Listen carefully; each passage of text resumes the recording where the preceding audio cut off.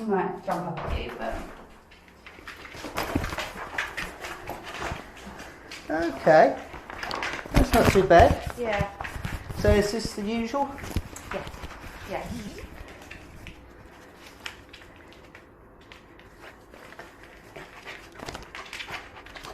I've had a lot worse. That's quite hard. Right. It's not a problem. How do you normally deal with that? I tell people to ignore him until he calms down, which he does eventually. So what I'm doing is I'm moving forward and I'm using a verbal correction or disagreeing. Okay. And then, that's better. And what I'm looking for is what I call respectful eye contact. That's when the dog looks directly in your eyes. Treats behind my back. Almost there.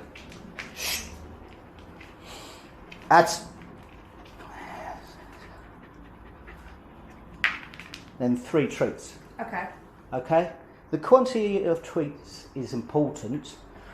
Basically, when they're puppies, what will happen if they use too much force or pressure on the mother's teats, the mother will stop the flow of milk. Right, okay. So when they start using the right amount of pressure, she will give them 3 quick squirts to indicate that's what I want. Okay. So 3 treats indicates that's what I want. He does pull on the lead a lot. Right. Okay, no problem. So what I'll do, if there isn't any other issues that you can think of, obviously we've done barking, we've done distraction, we've gone the jumping and the nipping. Like I say, with the nipping, one is kind of asking you questions about what kind of person you are. Yes.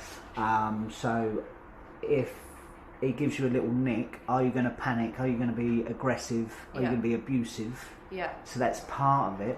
But at the same time, you have to inform him and communicate to him that he's using too much force. Because it could be just playful. Yeah. But he could be using too much force. Obviously, dogs are a lot tougher and stronger than we are. Yes. Okay. Hey, you're right. Morning. I'm just a dog behaviourist. Doing a bit of work with this dog. Have these dogs met before? Yeah. Right, so they know each other. Yeah.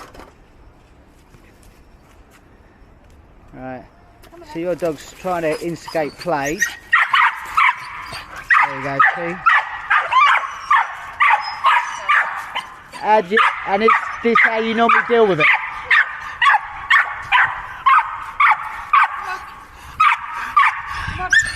Are you walking your dog? Could you hold on for a few moments? Yeah. So I'm controlling the proximity. Little flick, dog stops. Sending both dogs calming signals. Over exaggerated sigh. Slow blink. Closing it. What I'm looking for is the trigger point. What I'm looking for is when he starts to get excited and overreact. Now see how this is a much more respectful way to approach a dog. Yeah. Yeah? Be much more respectful approach. These dogs have already met. So sniffing's fine. So it's very important when you're socialising dogs not to put any tension on the lead. What most people do is so just a verbal and a physical disagreement at the same time. What most people do is they say go meet the dog and then they're pulling back on the lead. So you're adding tension, which is showing that you're tense. So this, yeah, I've got treats, I know. So now we can come forward. There you go.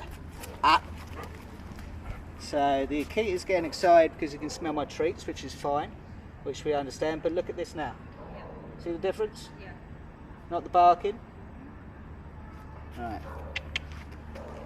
So that's the only kind of verbal signalling that I do is the little horsey click, and that just represents movement. Okay?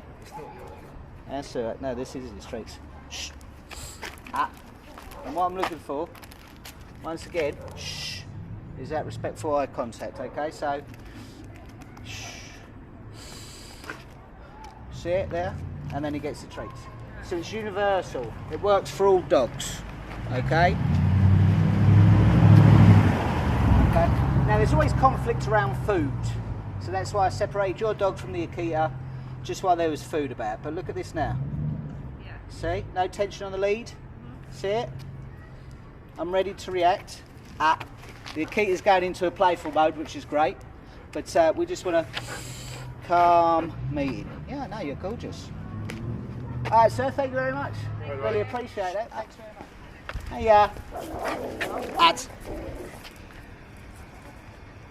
So that's good. So what we're trying to teach him and what we want to show him is we want you to wait, be patient and observe. Okay. So he can look, he can smell, and that's fine.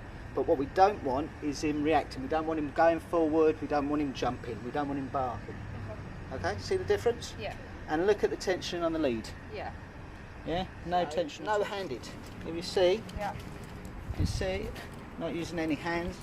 Dog's attached to my belt, and see how he's walking with me now. Yeah. As a pack member.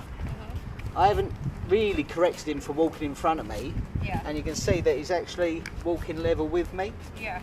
So he recognises me as a decision maker or a leader, which is what we want. And if you notice, look, I stop, the dog stops. Okay. Yeah, no verbal command. Yeah. Yeah, I move, the dog moves. Okay. See it? Because now we're part of a pack. Yeah. It's returning to nature. Yeah. Get that nose working. And the undisciplined walk, he can get his nose down, he can follow a scent, he can scent mark, he can urinate, he can defecate, he can walk in front of me, he can do whatever he wants. Okay? Yeah. Then what's happening there is you're allowing him to be the decision maker. Right. Okay? And it's a case of shared responsibility. You will not trust anyone who doesn't trust you. Yeah. You see it? So that's good. Well done. Just seen another dog, that's all. That's fine. That's what we want. So look, no, I haven't got any tension on the lead. Yeah. Okay? If he puts tension on the lead, that's down to him. Yeah. So we've got another dog over there. But that's really good because that's what we want. We want him just to sit and observe. Yeah. And that's perfect. Sit. Yeah.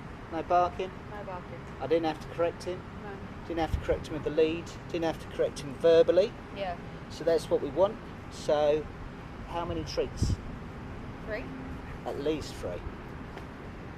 So there's our Akita friend again. So he's a little bit distracted once again. He's staying where he is, he's observing. Yeah. Yeah? And that's what we want. So once that, again, that's good. Yeah. There you go. Little flick on the lead, he sits down. Well done, good boy. Now, the reason I drop the treats rather than hand them to him is because when they come out of the den at 8 weeks, they'll meet the rest of the pack. And what they will do is lick and nibble the other pack members' lips to request food. Right. And the other pack members would regurgitate that food, which would be covered in their saliva, which is a bonding ritual, and also it had hit the floor. Right, okay. So see how he was distracted with the Akita and he didn't finish his treats, and now he's gone back for the treats. Yeah. So that's good. Good boy, yes. Yes, good boy. Yes, good boy.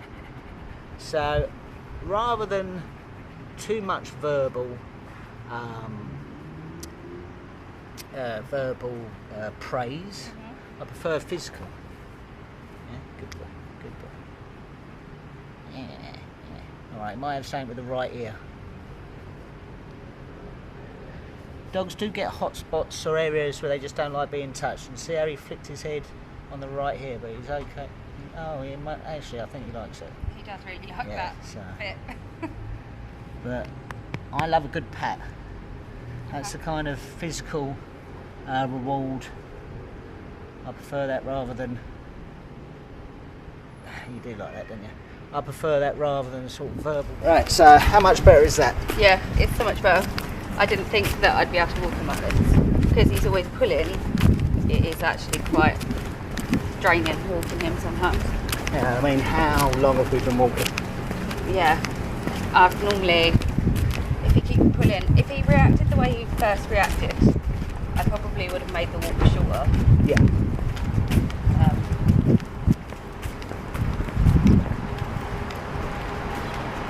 But yeah, it's crazy that he's continuing on gardening.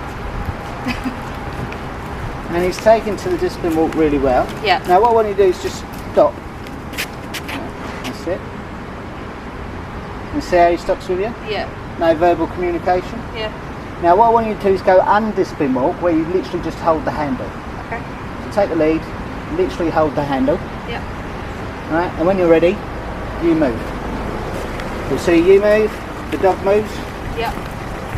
no verbal communication.